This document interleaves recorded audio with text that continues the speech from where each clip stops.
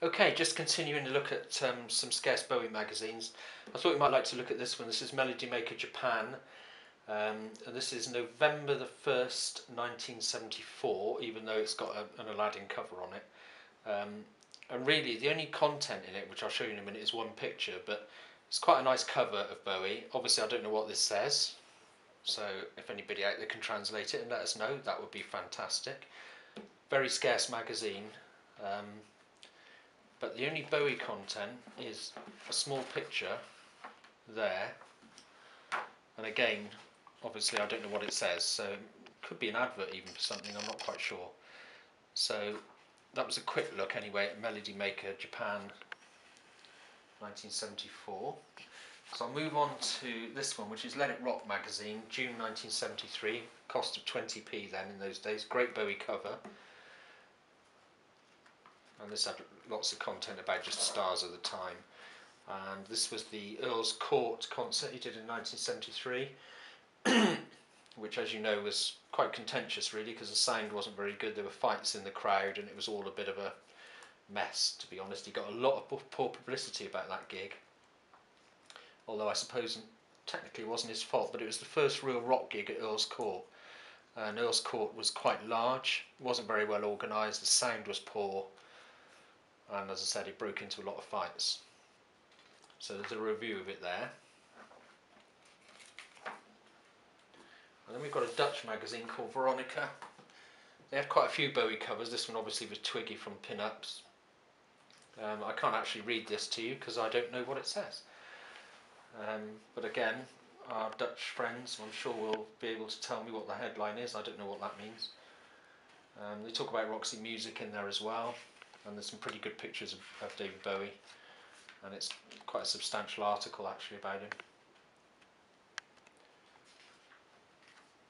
And it goes on into quite a few pages, in fact. There you go. So that's Veronica 538 magazine, and that was November 1973, that one. Got another one here. And this one is March 1974 with the Rebel Rebel cover. And this one is more of a family shot with Duncan and Angie. Again, can't tell you what it says because I don't know. I mean, most of us have seen that picture, I'm sure. And there's a bit of discography down this side here. Singles and albums. That's pretty much it for that one. And then Cream magazine, which I really like Cream magazine. This is an American magazine, and this is from June 1974, and it was 75 cents. Good picture of Bowie with Angie on the front there. And this is more about Angie Bowie than it is about David Bowie in this one. And it's just My Life with David. And Household Hints. So there she is. It's a report by Charles Shaw Murray, who was a well-known Bowie fan, of course, and reported a lot on David Bowie in the 1970s. But as I said, this is mainly about Angie and mainly about her life with him and what they do every day and just how they fill their days, basically. Ooh, that's not very good. See, I've got a page coming out there. Lots of pictures of Angie. Haven't seen that one before. Eating at McDonald's. There is nothing musical about me. I'm surprised that I can even dance at a disco. That was actually a Bowie quote. But what is amazing about this is the poster in the middle, which is Diamond Dog's poster, and it's the Cream Mate of the Month, but of course it does have the genitals. So it's a very, very rare poster. So if you see this magazine with this cover for sale, then if I were you, I would buy it if you can. If it's a reasonable price, because it's a very rare poster. Later on, in America, well, and Europe eventually, they blackened out the genitals, so they thought it was unsavoury. So quite a neat, rare little poster, that one. Oh, and strangely, Marianne Faithfull on the next page, and she obviously had some involvement with Bowie as well, the 1980 floor show, and of course with Mick Jagger as well. That's that one.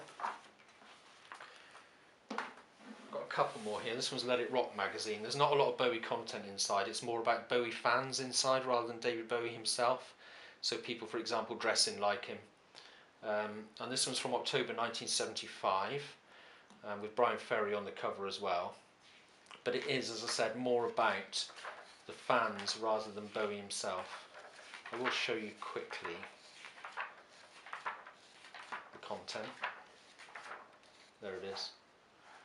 So people starting to dress quite stylishly, really, a bit like Brian Ferry and Bowie himself as well. And they called them Roxy and Bowie Kids. So that was that. I suppose one of my favourite magazines, well, magazine covers, is this one. So this is Cream magazine, and it's from December 1975. Wonderful photo of Bowie on the front, and it's all about Bowie and the Man Who Fell to Earth. And they've got an exclusive interview with him and a preview of the movie itself as well. But that cover, I think, is one of the best I've seen. So I'll just skim through it for you so that you can see the content. There you go. So David Bowie is spaced out in the desert, and although I wasn't particularly fond of The Man Who Fell to Earth, the film, it did get a hell of a lot of publicity, and still does, of course. And it's all about what he's doing every day under filming and what he does in his spare time between filming.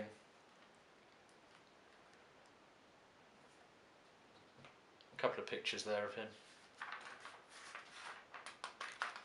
and one more there.